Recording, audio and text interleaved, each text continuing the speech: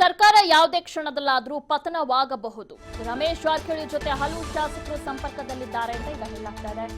ಸಂಬಂಧಪಟ್ಟಂತೆ breaking news ಬರ್ತಾ ಇದೆ.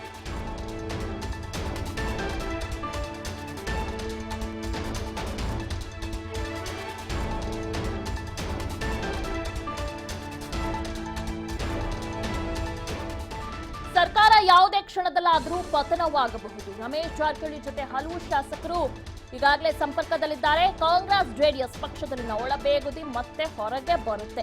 ರಮೇಶ್ ರಾಜೀನಾಮೆ ಬಳಿಕ ನಾವು ಮುಂದಿನ ನಿರ್ಧಾರವನ್ನ ತೆಗೆದುಕೊಳ್ಳುತ್ತೇವೆ. ಇದು ರಾಜ್ಯ ಸರ್ಕಾರ ಪತನದ ಪ್ರಾರಂಭ. ಹುಬ್ಬಳ್ಳಿಯಲ್ಲಿ ಮಾಜಿ ಸಿಎಂ ಜಗದೀಶ್ ಶೆಟ್ಟರ್ ಹೇಳಿಕೆಯನ್ನ ನೀಡಿದ್ದಾರೆ. ಈಗಾಗಲೇ 2 ಬಾರಿ ಹೇಳಿದ್ರು ಬಿಜೆಪಿಯವರು ಆಲ್ಮೋಸ್ಟ್ ಸರ್ಕಾರ ಬಿದ್ದೇ ಹೋಯ್ತು ಅಂತ. ಬಟ್ ಗೊತ್ತಿಲ್ಲ ಈ ಬಾರಿ ಸಕ್ಸಸ್ ಆಗ್ತಾರಾ ಫೇಲಿಯರ್ ಆಗ್ತಾರಾ ಅಂತ. ಸೊ ಹಾಗಾಗಲೇ ಎಲ್ಲಾ ರೀತಿಯ ಅಖಾಡ ಸಿದ್ಧವಾಗಿದೆ. ಕೆಲವೊಂದು ಶಾಸಕರು ಈಗಾಗಲೇ ಬಿಜೆಪಿಯಲ್ಲಿ ಸಂಪರ್ಕದಲ್ಲಿದ್ದಾರೆ ಅಂತ ಕೂಡ ಹೇಳಲಾಗ್ತಾ ಇದೆ. ಮುಂದೆ ಏನೆಲ್ಲ ಆಗಬಹುದು ರಾಜಕೀಯ ಬೆಳವಣಿಗೆಗಳು ಗೊತ್ತಿಲ್ಲ. ನೋಡಿ, ಅವ್ರನ್ನ ನೇರವಾಗಿ ನಮಗೆ ಯಾರಿಗೂ ಸಂಪರ್ಕ ಮಾಡಿಲ್ಲ.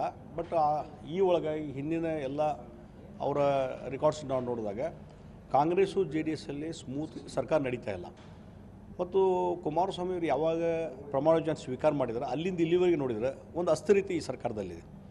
ಮತ್ತು ಅಲ್ಲಿಂದ ಇಲ್ಲಿವರೆಗೆ ಡಿಸೆಂಟಿ ಆ್ಯಕ್ಟಿವಿಸು, ಭಿನ್ನಮತೀಯ ಚಟುವಟಿಕೆ, ನಮಗೆ ಅಧಿಕಾರ ಸಿಕ್ಕಿಲ್ಲ ಮತ್ತೊಂದು.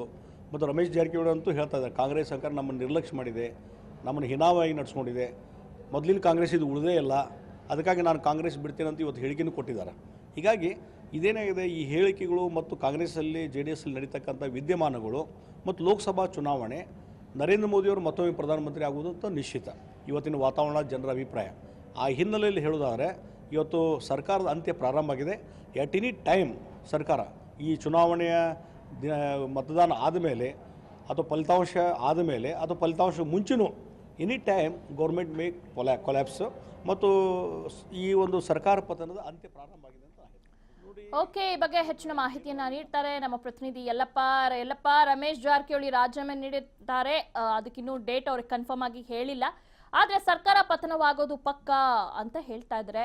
ಸೊ ರಮೇಶ್ ರಾಜೀನಾಮೆ ಬಳಿಕ ನಾವು ಮುಂದಿನ ನಿರ್ಧಾರ ತೆಗೆದುಕೊಳ್ಳುತ್ತೇವೆ ಅಂತ ಹೇಳ್ತಾ ಇದೆ. ಏನಾಗಬಹುದು ಮುಂದೆ ಕರ್ನಾಟಕ ರಾಜಕೀಯ?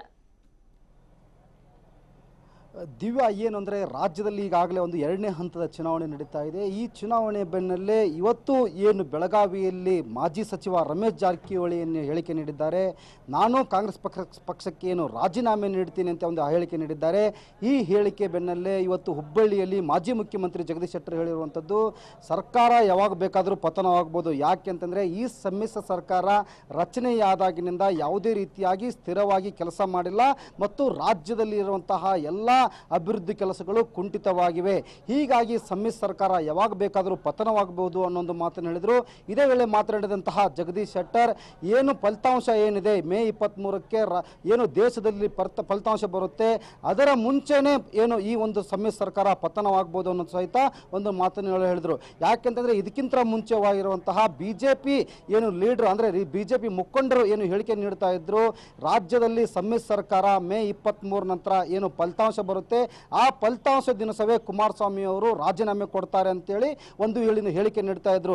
ಆದರೆ ಇವತ್ತು ಯಾವಾಗ ರಮೇಶ್ ಜಾರಕಿಹೊಳಿ ಅವರು ನಾನು ಕಾಂಗ್ರೆಸ್ ಪಕ್ಷಕ್ಕೆ ರಾಜೀನಾಮೆ ನೀಡ್ತೀನಿ ಅಂತ ಏನು ಹೇಳಿಕೆ ನೀಡಿದ್ರು, ಅದರ ಬೆನ್ನಲ್ಲೇ ಇವತ್ತು ಏನು ಕರ್ನಾಟಕದಲ್ಲಿರುವಂತಹ ಬಿಜೆಪಿ ಮುಖಂಡರು ಏನಿದ್ದಾರೆ, ಅದರಲ್ಲಿ ಮಾಜಿ ಮುಖ್ಯಮಂತ್ರಿ ಅನ್ನಂತಹ ಜಗದೀಶ್ ಶೆಟ್ಟರ್ ಹೇಳಿರುವಂಥದ್ದು, ನಾವು ಯಾವಾಗ ಬೇಕಾದರೂ ಸರ್ಕಾರ ರಚನೆ ಮಾಡ್ತೀವಿ ಅನ್ನೋ ಒಂದು ಮಾತನ್ನು ಹೇಳಿದ್ರು. ಯಾಕೆಂತಂದ್ರೆ ಈ ಒಂದು ಸಮ್ಮಿಶ್ರ ಸರ್ಕಾರದ ಮುಖಂಡರು ಏನಿದ್ದಾರೆ ಒಂದು ದ್ವಂದ್ವ ನೀತಿಯನ್ನ ಹೇಳಿಕೆ ನೀಡ್ತಾ ಇದ್ದಾರೆ. ಯಾಕೆಂತಂದ್ರೆ ತುಮಕೂರಿನಲ್ಲಿ ದೇವೇಗೌಡರು ಏನಾದರೂ ಗೆದ್ದು ಬರದೇ ಇದ್ರೆ